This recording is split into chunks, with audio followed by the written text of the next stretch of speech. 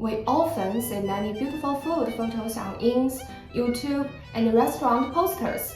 But when we cook a hearty meal ourselves, it's hard for us to record its deliciousness with a camera. Many friends have asked me how to shoot food.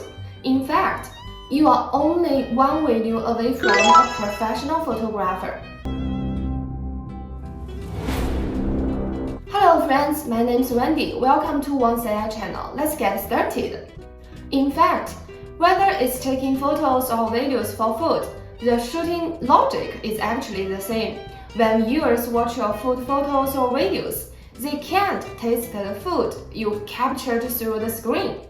So they can only associate taste and smell with visual images and auditory sounds provided by the photographer. To make the audience feel that the food is delicious through the photos, the first trick is to keep the picture simple and orderly. The messy content in the picture can easily distract the attention of the audience and fail to reflect the delicacy of the food. Therefore, whether it's shooting the food production process or showing the completed state of the food, and irrelevant things in the picture must be excluded. Items appearing in the picture should not be placed randomly.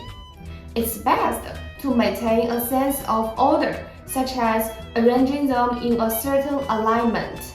The second point is to grasp the use of light, which can make ordinary food exclude a very advanced texture. This is a very ordinary pie I bought at the store, shot in normal indoor light, and it's like this. It's ordinary with dull colors and blurred details. When I put it under an even light, I get this picture. Is it an immediate appetite? The professional food photography team pays more attention to the light, making the food picture more attractive. Third, please choose the appropriate shooting angle. The best shooting angle for different foods is very different.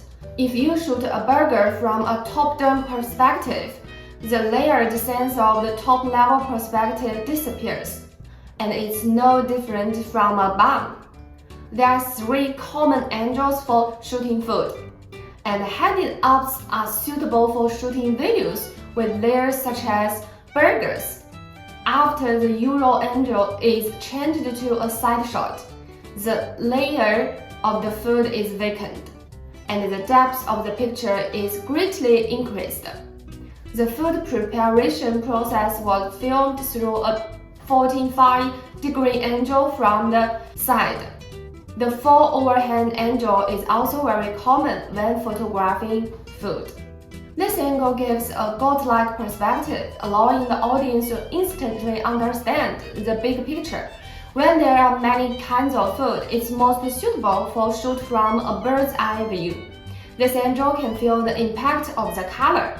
Food and color are closely related. For example, when it comes to tomatoes and eggs, everyone will think of yellow and red.